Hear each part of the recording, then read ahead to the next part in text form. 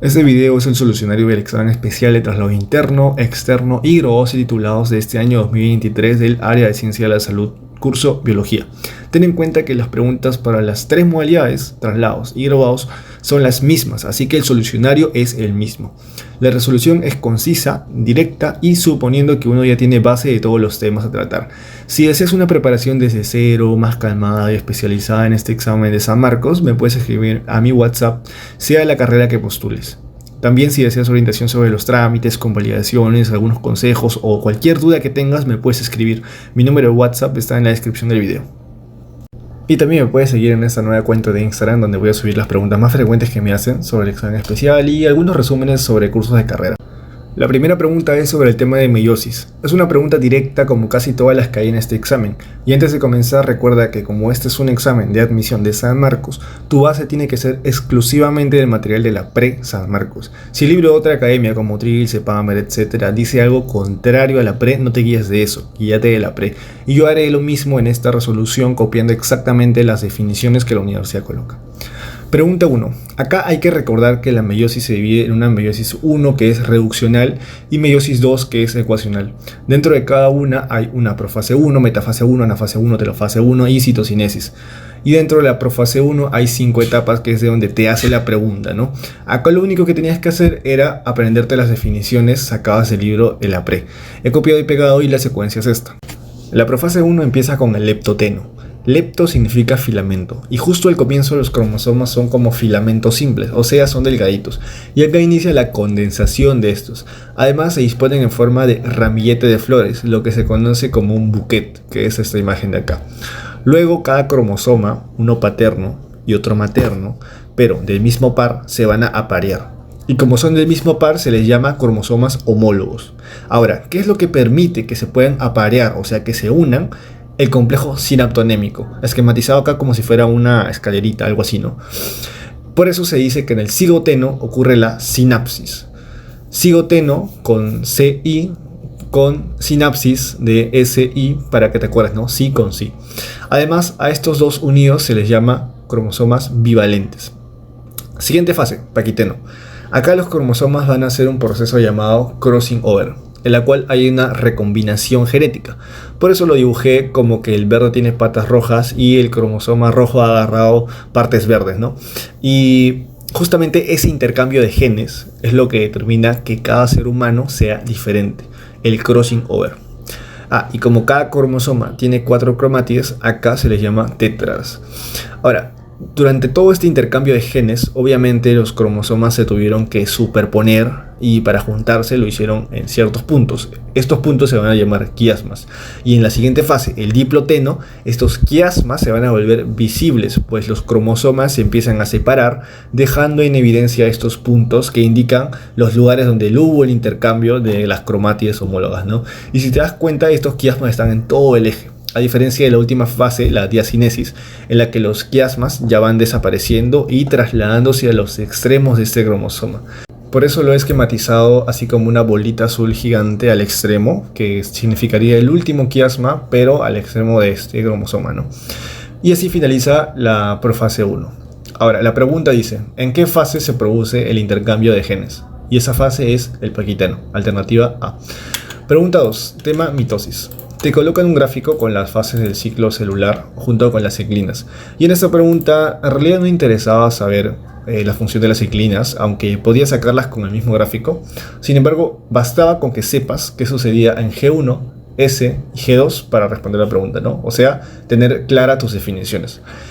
El ciclo celular se va a dividir en interfase y división, o sea, la mitosis. La interfase tiene una subfase G1 o prereplicativa, donde la célula duplica su tamaño, aumenta el número de organelas y aumenta el número de enzimas. Una subfase S o replicativa, donde se da la duplicación del ADN, y una subfase G2 o post-replicativa, donde la célula va a acumular energía para la división, va a empezar la condensación de cromosomas y se van a montar las estructuras necesarias para la división, ya que a continuación va a venir la mitosis, ¿no? Con las 4 fases que ya conoces: profase, metafase, anafase, telofase y la citocinesis. Ese es el orden que va a seguir todo ciclo celular. Además, la ciclina D es la que va a iniciar todo, va a ser la que permita el pase del estado quiescente, o sea, de la fase G0 a la fase G1. Luego la ciclina E va a permitir el paso de G1 a S, la ciclina A de la fase S a G2 y la ciclina B de la G2 hacia la mitosis. Te preguntan cuál no es correcta y en base a lo explicado la incorrecta es la D. Si falta la ciclina D, el ciclo celular es regulado por la A. Eso es falso. Todo lo demás concuerda con lo mencionado. Y ahí está un gráfico para que te guíes. Pregunta 3. Tema herencia. Para esta pregunta recuerda la ley de la segregación independiente. Es la clásica tablita esta de acá cuando mezclas caracteres heterocigotos. En este caso, nuestra A mayúscula va a ser amarillo, nuestra A minúscula verde, B mayúscula lisa y B minúscula rugosa. Como te dicen que se cruzan dos plantas heterocigotas de ambos fenotipos, se va a colocar de esta manera. Luego, la técnica va a ser separar fenotipos iguales y multiplicarlos cada uno por su lado. En este caso, los colores van a estar a la izquierda y la forma que tiene la semilla, o sea, liso y rugoso, hacia la derecha. Para que se entienda mejor, lo resaltado de amarillo sería lo de la planta 1 y lo resaltado de celeste, lo de la planta 2. Luego se van a separar para cruzarlos. A mayúscula con A mayúscula, homocigoto dominante. A mayúscula con A minúscula, heterocigoto. De nuevo, minúscula con A mayúscula, heterocigoto, y A minúscula con A minúscula, homocigoto recesivo. Sería una proporción amarilla de 3/4, 1/4 verde, 3/4 lisas y 1/4 rugosa. Como te piden amarilla y rugosa, vas a multiplicar 3/4 por 1/4, que saldría 3/16, y esto multiplicado por las plantas que hay en total, o sea, 160. Respuesta: habría 30 semillas amarillas y rugosas. Alternativa E. Pregunta 4. Tema dogma de la biología. Te piden transcribir la secuencia del ARN recordando las bases complementarias, ¿no? Ahora, como sabes, en una secuencia de ARN, la adenina se va a cambiar por el uracilo, a diferencia de una secuencia de ADN en la cual la adenina se cambia por la timina. Teniendo esto en cuenta, simplemente se coloca la secuencia de codones y resuelves. Ya sabes, donde ves A colocas U y viceversa, y donde ves C colocas G y viceversa. La secuencia de anticodones sería la siguiente: alternativa letra B. Ya, esta ha estado bien sencilla, pero otra forma en la que te pudieron haber preguntado, y es como ha venido en exámenes pasados, es identifica el codón inicio y desde ahí empieza a transcribir. Y bueno, para eso solo tenías que recordar esta tabla de la izquierda, que son muchos aminoácidos, pero los únicos que interesan son el AUG, que es el codón inicio metionina, y los tres codones de stop, ¿no? El UAA, UAG y UGA, para identificar dónde termina la secuencia, ¿no? Y ya sabes, si aparece el codón stop antes de que termine la secuencia, entonces ahí nomás te detienes y hasta ahí sería la respuesta, ¿no? O incluso te pueden preguntar cuántos aminoácidos hay en la secuencia y ya sabes, no dejas de contar el codón stop y solamente contarías los aminoácidos anteriores a este, ¿no? O sea, en conclusión, hay muchas formas de elaborar este tipo de preguntas y son bien sencillas de resolverlas. Así que, ya sabes, si deseas reforzar exclusivamente los temas que vienen en el examen especial, me puedes escribir a mi número de WhatsApp que va a estar en la descripción. Pregunta 5, tema Reino Plantae. Te preguntan a qué división pertenece una planta que tiene hojas aciculares, escamosas, semillas desnudas y carece de flores y frutos. En este tipo de preguntas se tienes que guiar exclusivamente de la clasificación que da la PRE San Marcos en sus boletines. Si te guías de otra academia o libro que no sea la PRE, no va a servir. ¿Por qué? Porque acá la PRE te coloca como que las plantas se clasifican en plantas con semillas y sin semillas. Las sin semillas en algas, musgos y helechos, y las con semillas en gimnosperma y angiosperma. Como nos dice plantas con semillas, ya sabemos que la respuesta va a estar entre estas dos de acá. Ahora, he pegado la descripción que coloca el libro, donde menciona la gimnosperma tiene semillas al descubierto, o sea, con hojas seminales y semillas expuestas, y sus óvulos se forman sobre hojas capilares, por lo que no tiene fruto. Además que puede presentar hojas aciculares, como el pino, o escamosas, como el ciprés. Y listo, eso cumple con lo que menciona el enunciado de gimnosperma. Respuesta C. Solamente tendrías que haberte memorizado este cuadro de acá. Pregunta 6. Tema expresión génica. El único tema que no está en la PRE, así que tienes que estudiarlo de fuentes externas. Lo puedes buscar en YouTube o libros de fisiología y te lo explica bien bonito. En resumen, este tema básicamente menciona que todas las células del cuerpo humano, todas, tienen los mismos genes. Exactamente los mismos. Las células del cabello tienen los mismos genes que una célula del páncreas y que una célula del hepatocito.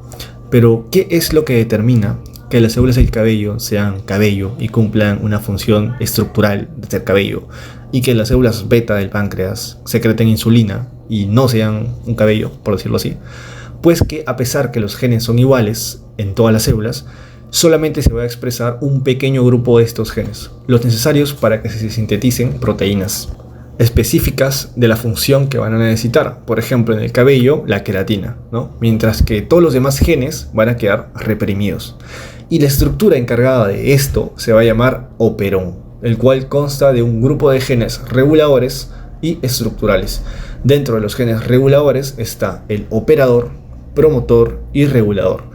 El promotor es el más importante, porque acá se va a dar la transcripción de las proteínas específicas que deseo para que mi célula cumpla la función para la que nació, o sea, la queratina, ¿no? En el caso del cabello. El promotor va a constar de una secuencia de 7 bases: timina, adenina, adenina, adenina, llamado caja TATA. Además, el promotor también consta de factores de transcripción conocidos como complejo 2D del factor de transcripción, donde se va a unir el factor de transcripción al ADN y a la ARN polimerasa, para así facilitar la transcripción de solo ciertos tipos de proteínas específicas, como la queratina en el caso del cabello. Otra vez, volviendo a la pregunta, te dicen, en la transcripción, la ARN polimerasa recorre una de las hebras del ADN para reconocer la secuencia génica específica que va a transcribir. En las eucariotas, esta región se denomina promotor y está formada por la caja TATA y sitios de enlace para el factor de transcripción. Clave A. Por cierto, este tema es más profundo y solo hice un pequeño resumen dirigido así al enunciado. Pregunta 7. División celular. La división celular, en la que cada célula hija es genéticamente idéntica a su célula progenitora, se denomina división mitótica, lo que ya vimos al comienzo. Luego estas células se vuelven a dividir o se diferencian de acuerdo a la función que van a desempeñar. De las siguientes, se escoja cuál de las siguientes servirá como células madre. Acá, si ya sabes lo que significa los sufijos de las células, saca la respuesta al toque, ya que todas las células son células que ya se diferenciaron, ¿no? En cambio, esta de acá, no. Sin embargo, empezando de cero, las células madres son básicamente células que tienen la capacidad de autorrenovarse, o sea, replicarse ella misma, y en base a eso hay una terminología de totipotencial, pluripotencial, etc., ¿no? Totipotencial es una célula que puede autorrenovarse y diferenciarse en todo tipo de células del cuerpo humano, como es el cigoto. Pluripotencial, como el epiblasto, trofoblasto, etc. Y recordando el desarrollo embrionario, todo va a partir de un cigoto, que al pasar de las horas se divide y se van a pasar a llamar blastómeros, el cual se sigue dividiendo hasta formar una mórula, que es cuando ya tiene de 12 a 32 células. Luego viene un blastocisto con 2 capas y la gástrula con 3 capas, que dará posteriormente al ectodermo, mesodermo y endodermo, de los cuales se originan tejidos específicos. El ectodermo da neuronas, tejido epitelial como la piel, etc. O sea, son células ya diferenciadas. El mesodermo salen condrocitos, histiocitos, músculo esquelético, etc. Y del endodermo los hepatocitos, entre otras. Por lo tanto, todas esas células son diferenciadas. O sea, no pueden cumplir una función de célula madre. A diferencia de los blastómeros, que sí pueden hacerlo. Encima, mira en este gráfico en qué posición del desarrollo embrionario está cada uno. Los blastómeros están al comienzo. Pueden dividirse en cualquiera de estos tres. En cambio, las neuronas, etc. no. Por lo tanto, la respuesta es la alternativa C, blastómeros. Además que lo podía sacar porque las células que tienen el sufijo citos son en su gran mayoría diferenciadas, pues. Pregunta 8. Tema de célula eucariota. Te ponen un gráfico y te dicen que el ADN da 2 vueltas a este nucleosoma y luego le da 2 vueltas más al siguiente nucleosoma, y cómo se llama la proteína que permite esto. Recordamos que en el núcleo celular están los cromosomas, ¿no?